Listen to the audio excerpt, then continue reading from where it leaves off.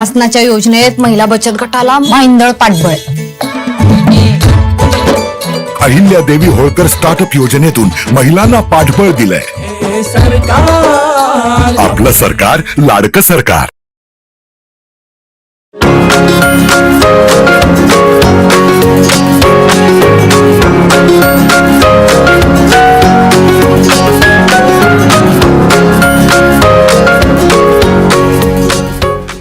नमस्कार, मी तेजल चौकेकर खोत डॉक्टर मंत्रालय विशेष कार्यक्रमात तुम्हा सगळ्यांचं मनापासून स्वागत करते. आजचा आपला विषय आहे विना ऑपरेशन स्लीप डिस्क व सायटिकावर उपचार आणि यावर मार्गदर्शन करणार आहे डॉक्टर किरण शेट्टे. नमस्कार डॉक्टर, तुमचं लोकशाही मराठीमध्ये खूप खूप स्वागत. नमस्कार. नमस्कार डॉक्टर, तुमच्याशी तर चर्चा करायचीच आहे, मात्र थोडक्यात तुमची ओळख करून देते. स्पायनॉलॉजी क्लिनिक हे विना ऑपरेशन वेदना व्यवस्थापनाकरता पुणे येथील प्रसिद्ध क्लिनिक आहे. या क्लिनिकचे संस्थापक व संचालक डॉक्टर किरण शेट्टे हे पुण्यातील नामांकित ऑर्थोपेडिक सर्जन आहेत. या क्लिनिकमध्ये आतापर्यंत 50,000पेक्षा अधिक रुग्ण विना ऑपरेशन वेदना मुक्त झालेले आहेत. तसेच इंटिग्रेटिव्ह मेडिसिन या विषयामध्ये ते भारतातील थॉट लीडर आहेत. डॉक्टर, तुमच्या कार्यक्रमात मी पुन्हा एकदा स्वागत करते आणि आपण प्रश्नांना सुरुवात करूया. नक्कीच. डॉक्टर, माझा पहिला प्रश्न असा आहे की स्पायनॉलॉजी क्लिनिक विना ऑपरेशन वेदना मुक्त करण्याकरता नावाजलेले आहे, तर आपल्या क्लिनिकमध्ये कुठल्या पद्धतीचे रुग्ण वेदना मुक्ती करता येतात? स्पायनॉलॉजी क्लिनिकची जी स्थापना आहे ही आम्ही रुग्णांना ऑपरेशन शिवाय बरे करण्यासाठीच केली होती. सुरुवातीला आमच्या असं लक्षात आलं की मणक्याचे जे दुखणी आहेत ही बहुतांश दुखणी ऑपरेशन शिवाय पूर्णपणे बरी होऊ शकतात जर आपण त्यांना वेळेत आणि योग्य ट्रीटमेंट दिली गेली तर. ज्यावेळेला आम्ही ही ट्रीटमेंट चालू केली त्यावेळेला आमच्या लक्षात आलं की त्याचबरोबर सांधेदुखी, काही पायदुखी असेल किंवा टेंडिनोपॅथी, टेनिस एल्बो, त्याचप्रमाणे चेहऱ्यावरील दुखणी किंवा डोकेदुखी ह्या प्रकारची दुखणी सुद्धा आपण एकदम योग्य पद्धतीनं आमच्या इथे ट्रीट करू शकतो. त्यामुळे आमच्या इथे बहुतांश मणक्याची दुखणी ज्याच्यामध्ये स्लिप डिस्क असेल, सायाटिका असेल, मणक्यातली चकती सरकलेली असेल किंवा हातामध्ये पायामध्ये मुंग्या असतील, जडपणा असेल, बधीरपणा असेल, ताकद कमी होत असेल आणि बाकी शरीरातली कुठेही दुखणं असेल ते आमच्याकडे ट्रीट केलं जातं आणि हे सुद्धा ऑपरेशन शिवाय आमच्या इथे बरं केलं जातं. तर बहुतांश रुग्ण हे दुखण्यासाठीच आमच्याकडे येतात आणि त्याची ट्रीटमेंट घेतात. नक्कीच डॉक्टर, आता तुम्ही बोलताना अनेकदा स्लीप डिस्क या शब्दाचा वापर केला, पण सर्वसामान्य लोकांना हा शब्द जाणून घेणं खूप महत्वाचं आहे, कारण या शब्दाचा नेमका अर्थ काय आणि स्लीप डिस्क म्हणजे नेमकं काय, तर याबद्दल थोडं सांगा. तो आता स्लीप डिस्क म्हणजे काय, तर हा स्लीप डिस्क हा शब्द ऐकूनच बऱ्याच जणांना धडकी भरते की स्लीप डिस्क झाली किंवा चकती सरकली म्हणजे नक्की काय झालं आणि आता माझं काय होणार. याच्यामध्ये मी एक छोटंसं तुम्हाला पहिले डिस्क म्हणजे काय याबद्दल सांगू इच्छितो. तर या ठिकाणी आपल्याकडे एक छोटंसं बोन मॉडेल आहे, आपण ते बघूया.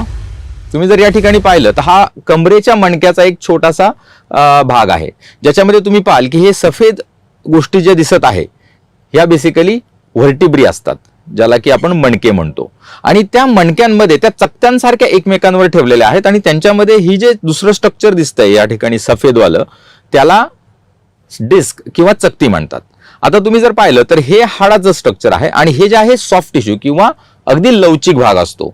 याचं महत्वाचं काम असतं ह्या चकतीचं की दोन मणक्यांमध्ये ते एक शॉक ऑब्झर्व्हर सारखं काम करतं. ऍक्च्युली जेव्हा तुमच्या मणक्यावर ताण येतो, जसं की तुम्ही काही वजन उचलत असाल किंवा काही ट्रॅव्हल करत असाल, काही ऍक्टिव्हिटी करत असाल, रनिंग, डान्सिंग, तर त्यामध्ये याच्यामध्ये कॉम्प्रेशन होतं, जसं की त्यामध्ये आकुंचन होतं आणि त्यानंतर ज्यावेळेला त्याच्यावरचा तणाव कमी होतो त्यानंतर प्रसरण होतं. म्हणजे बेसिकली शॉक अब्झॉर्बिंगचं काम करतं जे शरीरावर येतात ते. आणि ते शॉक अब्झॉर्बिंगचं काम करण्यासाठी त्याच्यामध्ये वॉटर कॉन्टेंट असतो ज्याची त्याला मदत होते. आता या चकतीचं जे आणि ऑफकोर्स मणक्यामध्ये जेवढे मणके आहेत त्या प्रत्येकामध्ये ही चकती असते. तर कमरेच्या चकत्यांमध्ये जास्त करून त्रास का होतो, कारण तिथे जास्त तणाव येत असतो आणि त्या ठिकाणी जर तो तणाव सारखा राहिला, जसं की तुम्ही जर काही कॉम्प्युटरवर कंटिन्युअसली बसून काम करत असाल, ड्रायव्हिंगचं काम असेल, कंटिन्युअसली वजन उचलायचं काम असेल, तर त्यातला वॉटर जे पाण्याचं कॉन्टेंट आहे, पाण्याची जी मात्रा आहे ती कमी होत जाते. पाण्याची मात्रा कमी झाली की चकती खराब व्हायला लागते किंवा डिजनरेट आपण ज्याला म्हणतो. आणि ती डिजनरेट झाल्यामुळे त्याची जी आकुंचन प्रसरण पावण्याची ताकद आहे, क्षमता आहे, ती कमी होत जाते. आणि अशी जर सारखं आपण त्याच्याकडे लक्ष न देता ती जर कमी होत गेली तर एक दिवस ती चकती आपली जी जागा आहे ती सोडून थोडीशी बाहेर निघायला लागते आणि त्यालाच आपण स्लीप डिस्क म्हणतो. आणि हीच स्लीप डिस्क जर पुढे जाऊन नसांवर दबाव द्यायला लागली, ज्या काही मणक्यातनं निघून आपल्या पायात किंवा मानेतल्या मणक्यामधून असतील तर हातामध्ये जातात, तर हातामध्ये दुखणं येऊ लागतं किंवा पायामध्ये दुखणं जायला लागतं. तर याला स्लिप डिस्क असं म्हणतात. आणि स्लिप डिस्कचं ज्या वेळेला नसेवर दबाव येतो त्याला आपण सायाटिका असं म्हणतो. नक्कीच डॉक्टर, छान माहिती तुम्ही दिली. मात्र स्लीप डिस्क व सायटिकाची लक्षणे काय असतात व त्याचे निदान कसे केले जाते? स्लिप डिस्क ज्या वेळेला एखाद्याला होते त्यावेळेला अर्थात ती दोन प्रकारे असते. एक तर अचानकपणे चकती सरकून जे काही अॅक्यूट म्हणतो आपण त्याला, तीव्र वेदना चालू होतात. त्याच वेळेला बऱ्याच वेळेला ती चकती जसं पायात जर नसेवर दबाव द्यायला लागली तर पायामध्ये दुखणं चालू होतं, ज्याला आपण अॅक्यूट सायाटिका म्हणतो. आणि दुसरं जे दुखणं आहे हे क्रॉनिक आहे, की जे धीरे धीरे ती चकती हळूहळू बाहेर येत असते, कारण ती हळूहळू डिजनरेट होत असते. एस्पेशली जे आजकाल बैठं काम केलं जातं त्या लोकांमध्ये हे जास्त दिसून येतं. आणि अशा चकतीला पहिल्यांदा पाठीला किंवा कमरेला स्टिफनेस असणं, जखडण असणं, नंतर दुखणं येणं, थोड्या थोड्या हालचाल करायला लागलं की दुखणं, किंवा मी थोडा एक 15 मिनिटं बसलं तरी माझी कंबर दुखायला लागते, किंवा मी थोडंसं काहीतरी ट्रॅव्हल केलं की दुखायला लागते, अशी लक्षणं चालू होतात. आणि जशी जशी त्या स्लिप डिस्कची तीव्रता वाढत जाते तसं तसं त्या रुग्णाला नसेवर दबाव येऊन मग पायामध्ये दुखणं चालू होऊन जातं, आणि ज्या ठिकाणी आपण त्याला सायाटिका म्हणतो. आणि जेव्हा ते दुखणं चालू होतं किंवा मानेमध्ये जर ती स्लिप डिस्क झाली असेल तर हातामध्ये दुखणं चालू होतं. तर अशा वेळी जर ते दबाव जास्त वाढत गेला नसेवरती तर त्या ठिकाणी हातामध्ये मुंग्या येणं, जडपणा येणं किंवा पायामध्ये जडपणा येणं, बधीरपणा येणं, चालायला थोडंसं अवघड जाणं, किंवा एक 10-5 मिनिटं चाललं की लगेच असं वाटणं बसून घ्यावं, कधी कधी ताकद थोडीफार कमी वाटणं, अशी काही लक्षणं त्याच्यामध्ये दिसायला लागू शकतात. सकाळी उठल्यावर किंवा रात्री झोपेतनं जाग येणं आणि उठल्या उठल्या जास्त जखडण आणि दुखणं, ही लक्षणं त्या ठिकाणी दिसतात. अगदी खूप सिव्हिअर जर हे दुखणं वाढत गेलं आणि त्याकडे लक्ष नाही दिलं गेलं तर त्या ठिकाणी पायातली ताकद जाण्याबरोबरच लघवी संडासचा कंट्रोल देखील या ठिकाणी जाऊ शकतो. तर अशी लक्षणं साधारणतः या स्लिप डिस्कच्या आजारामुळे दिसू शकतात. नक्कीच डॉक्टर, मात्र प्रत्येक आजारावर ऑपरेशन हा जरी ऑप्शन असला तरी प्रत्येक जण ऑपरेशन करता घाबरलेला असतो, सर्वसामान्य व्यक्ती. तर मानेमध्ये व कमरेमध्ये जर होणाऱ्या स्लिप डिस्क साठी बऱ्याच वेळी ऑपरेशन देखील सुचवलं जातं. तर आपल्या क्लिनिकमध्ये अशा रुग्णांना विना ऑपरेशन कसं ठीक करतात? स्लिप डिस्क हे बेसिकली मॅक्झिमम म्हणजे आमच्या अनुभवामध्ये, आमच्या क्लिनिकमध्ये तर साधारणतः 95 ते 99% वरचे जे जास्त रुग्ण आहेत त्यांना आम्ही विदाऊट सर्जरीज बरं करतो. तर ह्या विदाऊट सर्जरी बरं करण्यामध्ये स्पायनल इंजेक्शन्स ह्या थेरपीचा खूप छान उपयोग होतो. ज्या ठिकाणी स्पायनल इंजेक्शन हे बऱ्याच प्रकारचे आहेत, ज्याच्यामध्ये रुग्णाचं आजार हा कुठल्या प्रकारचा आहे, कुठल्या प्रकारची चकती आहे, कुठल्या नसांवर दबाव आहे, त्या नसांच्या दबावाबरोबर अजून मणक्यामध्ये दुसरे काही प्रॉब्लेम्स आहेत का, हे सगळं शोधून कुठल्या प्रकारचं इंजेक्शन करायचं हे ठरवलं जातं. आणि ते इंजेक्शन जेव्हा आम्ही करतो त्यानंतर तिथली सूज कमी केली जाते. आता हे जे इंजेक्शन्स आहेत हे स्पायनल इंजेक्शन्स अगदी सेफ आहेत, कारण हे आपण अगदी ऑपरेशन थिएटरमध्ये करतो आणि निर्जंतुक वातावरणामध्ये करत असतो. जागच्या जागी भूल देऊन केले जातात, त्यामुळे रुग्णाला लगेचच त्या दिवशीच घरी जाता येतं, किंवा तासाभरात 2 तासामध्येच लगेच रुग्ण घरी जाऊ शकतात. त्याचबरोबर हे जे इंजेक्शन्स आहेत हे बरेच वर्ष रिसर्च बेस करून प्रूव्ह झालेले आहेत की हे रुग्णांसाठी खूप चांगलं काम करतात. अर्थात प्रत्येक रुग्णाला इंजेक्शनची गरज लागेलच असं नाही. नक्कीच डॉक्टर, विना ऑपरेशन इंटिग्रेटिव्ह बहुविध उपचार पद्धती बाबत थोडेसे काही सविस्तर सांगाल का? नक्कीच. इंटिग्रेटिव्ह मेडिसिन ही एक फार महत्वाची उपचार पद्धती आहे, ज्याच्याकडे आपण आता बरेचसे जण आता त्या पद्धतीकडे वाटचाल करत आहेत. आम्ही खूप वर्षांपूर्वी याच्यावर काम केलं आहे. मी तुम्हाला एक साधं उदाहरण देऊ इच्छितो की आपण एखादी भाजी करत असू तर त्या ठिकाणी त्याच्यात जे इन्ग्रेडियंट्स आहेत ते आपण योग्य प्रमाणामध्ये सगळे टाकले की ती भाजी चवदारही होते, तिचा सुगंधही छान येतो आणि खरंच आपल्याला त्याचा आनंद घेता येतो. तसंच ह्या वेगवेगळ्या ज्या उपचार पद्धती आहेत, ज्याच्यामध्ये काही मॉडर्न ट्रीटमेंट्स आहेत, काही उपचार पद्धती ट्रॅडिशनल आहेत, काही त्याच्याबरोबरच्या सपोर्टिव्ह थेरपीज आहेत, जसं की आपल्याकडे ॲलोपॅथी ट्रीटमेंट आहे, काही आपल्याकडे योगा आहे, काही आपल्याकडे आयुर्वेद आहे, डाएट आहे, फिजिओथेरपी आहे, पोश्चरल थेरपीज आहेत.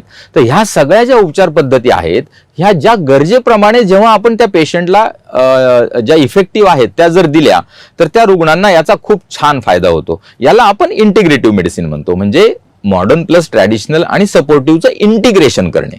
तर ह्या पद्धतीचं जे इंटिग्रेशन आहे हे आम्ही जेव्हा चालू केलं तेव्हा आमच्या लक्षात आलं की या इंटिग्रेशनमुळे बरेचसे रुग्ण ऑपरेशन शिवाय पूर्णपणे बरे करता येतात.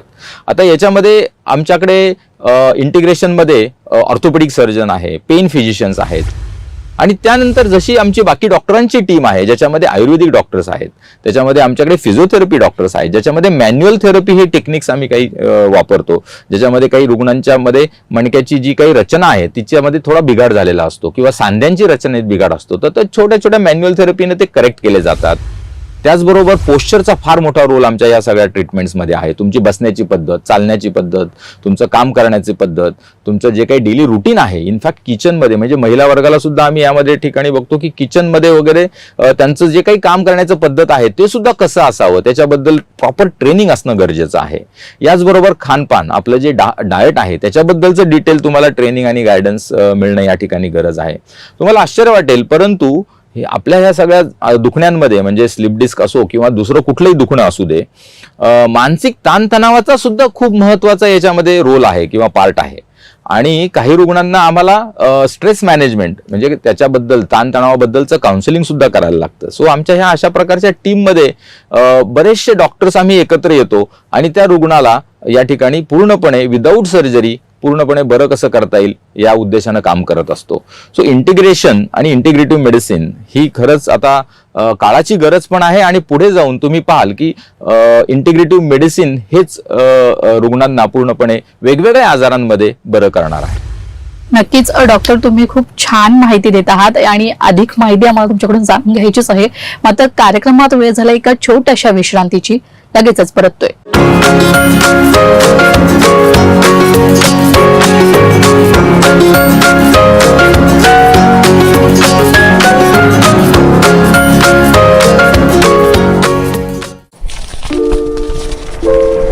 सर, हा माझा CV. तुमचा CV खूप चांगला आहे, पण आम्ही फ्रेशर्सना काम देऊ शकत नाही.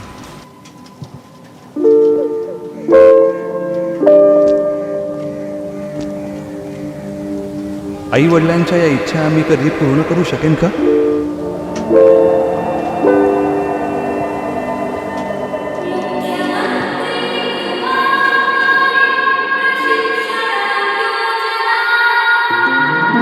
प्रगतीचा ध्यास घे तू, विकासाची कास घे तू, शिक्षण आणि प्रशिक्षण घे तू, परिश्रमाचे वेतन घे तू, नव्या महाराष्ट्राचा घे तू विचार, कुशल युवकाचे स्वप्न साकार. कुशल महाराष्ट्र, रोजगारक्षम महाराष्ट्र. म्हटलं होतं ना नवा शर्ट घालू नकोस. घालू नको तर मग याला काय फ्रेम करू?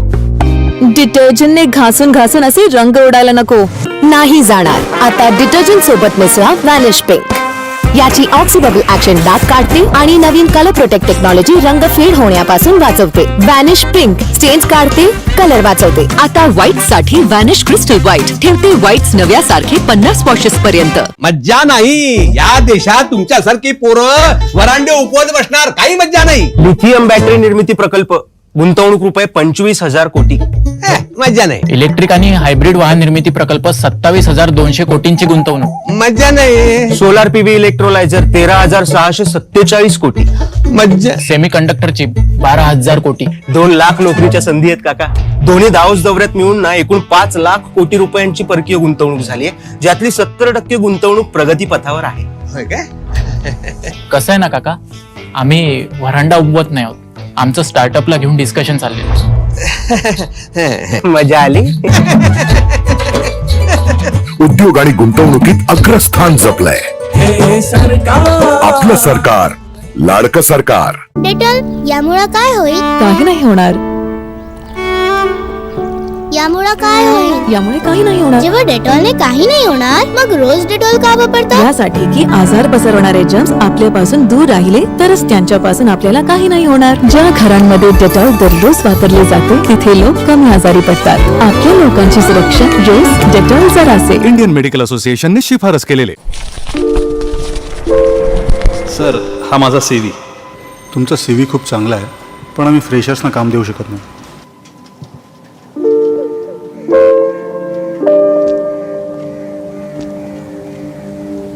आई वडिलांच्या या इच्छा आम्ही कधी पूर्ण करू शकेन का?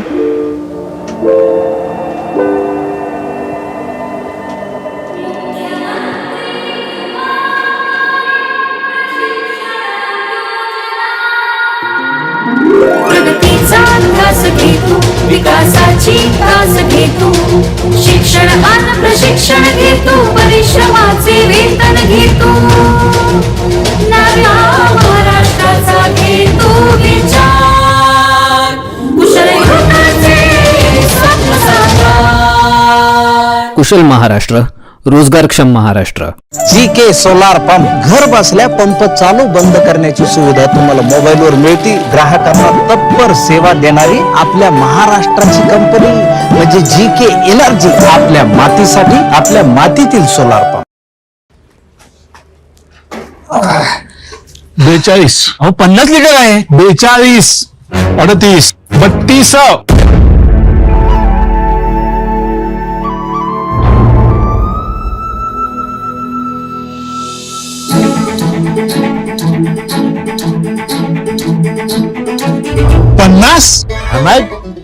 आता पाड्यापर्यंत सडक झालेत एकदम चकाचक. 17,000 किलोमीटरच्या ग्रामीण रस्त्यांचं जाळं विणलंय. आपलं सरकार, लाडकं सरकार.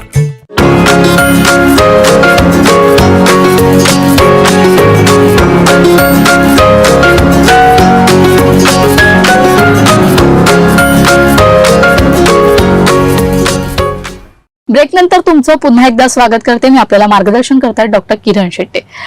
डॉक्टर, माझा पुढचा प्रश्न असा आहे की हे सगळे उपचार आहेत, मात्र हे उपचार पूर्ण झाल्यानंतर रुग्ण आपली कामं पूर्ववत करू शकतात का? म्हणजे पहिल्यासारखे ते त्यांची कामं, दैनंदिन कामं सुरू करू शकतात का? निश्चितच. रादर मी म्हणेन की आम्ही ह्या ट्रीटमेंट्स जेव्हा चालू केल्या त्याच्या मागचा उद्देशच हा होता की आपण ऑपरेशन शिवाय जे काही नैसर्गिक शरीर आहे, नैसर्गिक जे काही शरीराचे अवयव आहेत ते तसेच ठेवले पाहिजेत. म्हणजे रुग्णांना त्यांचं जे डेली रुटीन आहे, पूर्वी मी समजा किचनमध्ये काम करत असेल, मी रनिंग करत असेल, मी डान्स करत असेल किंवा माझं जे काही काम आहे ते मी सगळं पूर्ववत मला करता यायला पाहिजे. आणि ते करता यावं म्हणूनच ह्या ट्रीटमेंट जास्त इफेक्टिव्ह आहेत. कारण शरीराची जी रचना आहे ती तशीच ठेवली जाते. अर्थात त्याच्यामध्ये मी मगाशी सांगितल्याप्रमाणे ते कसं करावं याचं गायडन्स आम्ही अर्गोनॉमिक्स म्हणजेच पोश्चरल थेरपीतनं रुग्णांना देत असतो. इनफॅक्ट ह्या सगळ्याचा आमचा एक छान शोध निबंध देखील पब्लिश झालेला आहे, ज्याच्यामध्ये आम्ही इंटिग्रेटिव्ह मेडिसिनने रुग्ण कसे बरे होतात आणि त्यांना कसा फायदा होतो याच्याबद्दल खूप डिटेलमध्ये सांगितलेलं आहे. रादर मी तुम्हाला आत्ता या ठिकाणी काही रुग्ण प्रतिक्रिया आहेत किंवा रुग्णांना कसं बरं वाटतंय याच्याबद्दल मी काही सांगू इच्छितो. आपण आत्ता पहिल्यांदा पाहूया की हे एक आमची 34 वर्षाची रुग्ण आहे की जी आमच्याकडे आली त्यावेळेला तिला चालायला किंवा पायामधून ताकद नसल्यामुळे उभं राहायला देखील जड जात होतं आणि ती प्रयत्न करत होती, परंतु तिला उभंही राहता येत नव्हतं. परंतु आमच्याकडे इंजेक्शन थेरपी आणि त्यानंतरच्या इंटिग्रेटिव्ह मेडिसिन नंतर ती पूर्णपणे स्वतः टाचेवर किंवा पंजावर एकटी 3 ते 4 महिन्यामध्ये चालायला लागली. त्याचप्रमाणे आपण एक आजोबा बघूयात ज्या ठिकाणी त्यांना ऍक्च्युली स्ट्रेचरवर आणलं होतं. 65 इयर ओल्ड आजोबा आहेत आणि त्यांना कुठलीही ऍक्टिव्हिटी स्वतः करता येत नव्हती, परंतु इंजेक्शन नंतर ज्या वेळेला त्यांनी थेरपी चालू केल्या 3 ते 4 महिन्यामध्ये ते आता स्वतःहून एकटे चालतात. तुम्ही त्यांच्या चेहऱ्यावरचं हास्य पाहूनही बघू शकता. त्याचप्रमाणे मी अजून एक आजी आहेत की ज्यांचं मला दाखवायचं आहे तुम्हाला. ह्या आहेत 90 वर्षाच्या आजी आणि ऍक्च्युअली त्या आल्यानंतर जेव्हा ट्रीटमेंट चालू केली तेव्हा त्यांच्याच तोंडून आपण त्यांचा फीडबॅक ऐकूया. मला अचानक बॅक बोन सुरू झाला.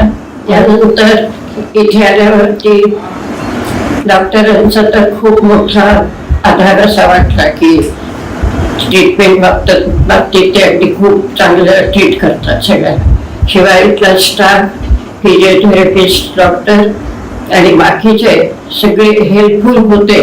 इथे आल्यावरती खूप बरं वाटलं. डॉक्टरनी काय काय जे सुचवलं, इंजेक्शन, औषध, एक्सरसाइज, गोळ्या, रोजचं रुटीन ते नियमित तेव्हापासून मी चालू केलं.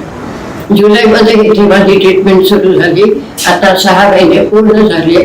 आता मी पूर्णपणे बरी आहे. माझं आता लाईफ व्यवस्थित चालू आहे. त्यामुळे मी इथल्या डॉक्टरांचे, सगळ्या डॉक्टरांचे आणि इथल्या ट्रीटमेंटबद्दल अगदी खात्रीपूर्वक सांगू शकेन की कोणालाही जर असा काही प्रॉब्लेम झाला स्पाईनचा तर त्यांनी जरूर क्लिनिकला भेट द्यावी. तर तुम्ही ते हे पाहिलं की रुग्ण म्हणजे अगदी तरुणांपासून आबालवृद्धांपर्यंत सगळ्यांना या ट्रीटमेंटचा खूप फायदा होतो आणि ते त्यांचं रुटीन परत चालू करू शकतात.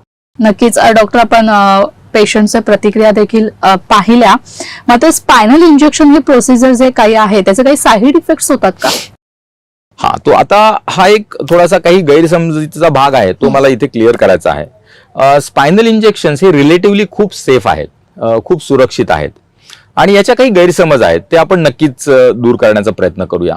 या ठिकाणी बऱ्याच जणांचा एक मला प्रश्न असतो ओपीडीमध्ये की डॉक्टर याच्यामध्ये तुम्ही स्टेरॉइड यूज करणार आहात का आणि त्याचं काय होणार, कारण कुठेतरी ऐकलेलं असतं याबद्दल. तर मला एक गोष्ट सांगायची आहे की सगळ्यात स्पाइन इंजेक्शन्समध्ये स्टेरॉइडची गरज नसते. काही इंजेक्शन्समध्ये PRP वापरलं जातं, काहीमध्ये रेडिओ फ्रिक्वेन्सी वापरलं जातं, काहीमध्ये फक्त लोकल अॅनेस्थेशिया असतो, काहीमध्ये नॉर्मल सलाईन प्लस इंजेक्शन हायडिन, असे वेगवेगळ्या प्रकारचे इंजेक्शन्स आहेत. एपिड्युरल इंजेक्शन कधी कधी त्या ठिकाणी स्टेरॉइड वापरावं लागतं, ज्याला थेरॉपेटिक स्टेरॉइड म्हणतो. आता हे स्टेरॉइड कुठलं असतं तर आपल्या शरीरामध्ये जे तयार होत आहे, ज्याला कॉर्टिकोस्टेरॉइड म्हणतात, त्याच टाईपचं हे स्टेरॉइड असतं. ऍक्च्युली कॉर्टिकोस्टेरॉइड्स आपल्या शरीराला तर गरजेचेच आहेत आणि ते शरीरामध्ये होत असतात. त्यामुळे ह्या स्टेरॉइडचा तसा शरीरावर डिरेक्टली इमिजिएटली तुम्ही जर योग्य प्रमाणामध्ये, योग्य डोसमध्ये आणि योग्य ठिकाणी जर दिलं गेलं, रुग्णाचं प्रॉपर मूल्यांकन करून दिलं गेलं तर तसे काही साईड इफेक्ट व्हायचं काही कारण नाहीये. त्याचप्रमाणे हे काही आपण डोस सुद्धा फार लिमिटेड असतो, त्याच्या वजनाप्रमाणे असतो आणि ते योग्य ठिकाणी पण दिलं जातं. त्याचं टेक्निक सुद्धा फार महत्वाचं असतं. त्यामुळे तसे स्टेरॉइड आहे म्हणून त्याच्याबद्दल घाबरण्याचं काहीच कारण नाहीये आणि अर्थात तुमचे डॉक्टर तुमच्याशी योग्य पद्धतीने याच्याबद्दल चर्चा करतीलच आणि तुम्ही सुद्धा तुम्हाला जे प्रश्न आहेत ते नक्कीच विचारले पाहिजेत. त्याचबरोबर काही रुग्णांना शंका असते की देताना हे खूप दुखणं का इंजेक्शन देताना. तर हेही एक गैरसमज मी काढू इच्छितो की इंजेक्शन देताना या ठिकाणी अर्थात लोकल अॅनेस्थेशिया देऊन केलं जातं, म्हणजे जागेवरची भूल दिली जाते. ज्या ठिकाणी तुम्हाला कुठल्याही प्रकारचं वेदना होत नाही, ते फक्त तुम्हाला जाणवतं की हे इंजेक्शन किंवा काहीतरी प्रोसिजर चालू आहे. त्याचबरोबर या ठिकाणी जे काही योग्य टेक्निक्स वापरले जातात त्याच्यामध्ये रुग्णाला दुखणं होऊ नये त्यासाठी खूप काळजी घेतली जाते. त्याचबरोबर रुग्ण गप्पा मारत हे इंजेक्शन केलं जातं, कारण याला भूल पूर्ण देण्याची गरजच नसते. त्यामुळे याच्यामध्ये कुठेही काही प्रकारचं दुखणं असं काही होत नाही. त्याचप्रमाणे अजून एक प्रश्न विचारला जातो, तो म्हणजे याच्यामध्ये दीर्घकाळ आराम मिळेल का.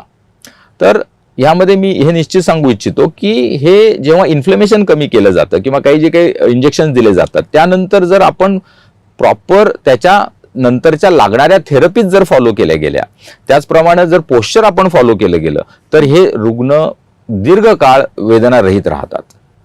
कारण नुसतं त्याचं ते दुखणं आलं का आहे हे जर आपण त्याला व्यवस्थित ट्रीट केलं गेलं, त्याचं मूळ कारण जर ट्रीट केलं गेलं तर नक्कीच हा आजार पूर्णपणे बरा होतो. तसं याचं जे मूळ कारण आहे ते आम्ही ट्रीट करतो.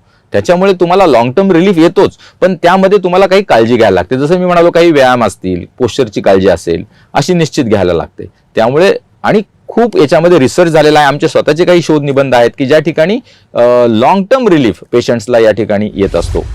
आणि त्याचबरोबर काही गुंतागुंत होण्याची शक्यता आहे का, हा एक प्रश्न विचारला जातो. तर हेही मी तुम्हाला सांगू इच्छितो की यामध्ये खूप रेअर चान्सेस असतात काही होऊ शकतं, कारण हे पूर्णपणे निर्जंतुकीकरण केलेल्या ऑपरेशन थिएटरमध्ये केलं जातं. इमेज इंटेन्सिफायर ज्याच्यामध्ये लाईव्ह सीएम गायडन्समध्ये केलं जातं इंजेक्शन. त्याचबरोबर या ठिकाणी पेशंट आवेग असल्यामुळे कंटिन्युअसली पेशंटकडनं फीडबॅक येत असतो की मला काही त्रास होतोय का, काही दुखतंय का, त्यामुळे त्याशी बोललं जातं. आणि या ठिकाणी आपण एक रेडिओपेक डाय पण वापरतो, ज्या ठिकाणी इंजेक्शन देण्याआधी आपण तो डाय त्या ठिकाणी इंजेक्ट करत असतो. तो डाय टाकल्यामुळे आपल्याला पहिले दिसतं की हे इंजेक्शन जाणार कुठे आहे आणि त्यानंतरच ऍक्च्युअल इंजेक्शन दिलं जातं.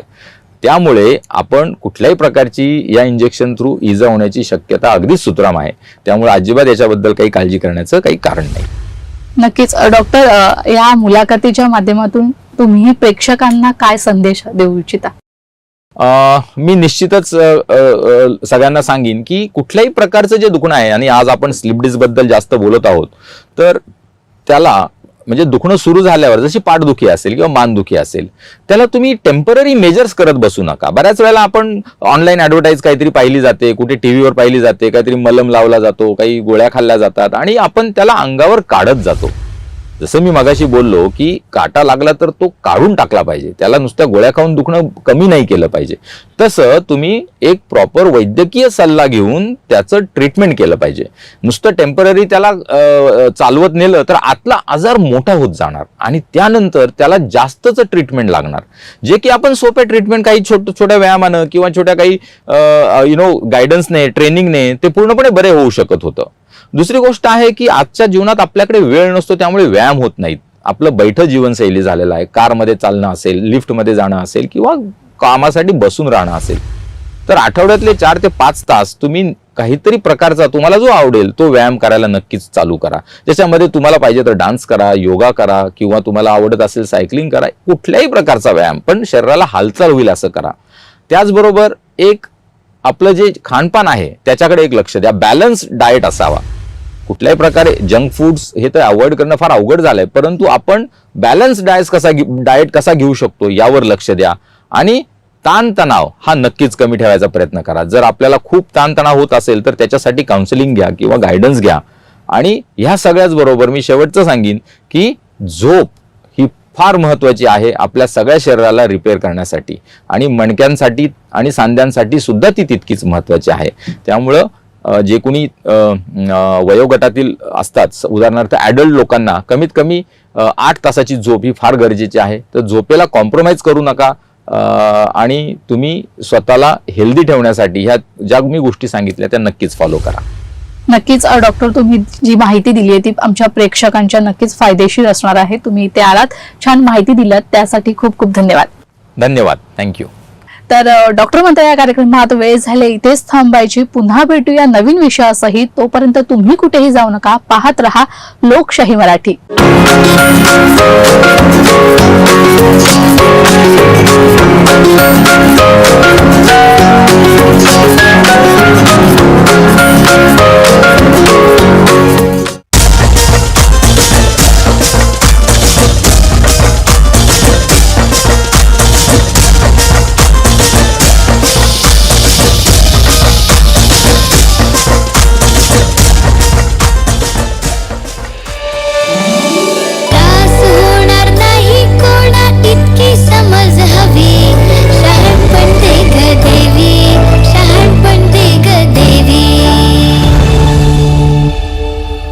माझ्या बानं माझ्या आज्याचं नाव मोठं केलं, म्या माझ्या बाचं नाव मोठं केलं, आणि आता ह्याच्या बाचं नाव मोठं करणार बघ. फक्त बाच आणि आईचं. वय वय, आई बापाचं दोघांचं नाव मोठं करणार. कागदपत्रांवर वडिलांसोबत आईचं नावही जोडलंय. आपलं सरकार, लाडकं सरकार. आज पुन्हा मूडचा बँड वाजणार. वाजला. रोज सकाळी तोच सॅड मूड. बाथरूम डल तर मॉर्निंग डल. डिटर्जंटने घासतो तर आम्ही. डिटर्जंटचा डलनेस दूर करा, हार्पिक बाथरूम क्लीनरची चमक आणा. शेवाळ आणि पिवळेपणा सहजपणे काढून देतो 10 पट अधिक स्वच्छता. Wow. Harpic bathroom cleaner, bathroom झगमगवतो, दिवस सारखी लागतो. सर, हा माझा सीव्ही. तुमचा सीव्ही खूप चांगला आहे, पण आम्ही फ्रेशर्सना काम देऊ शकत नाही.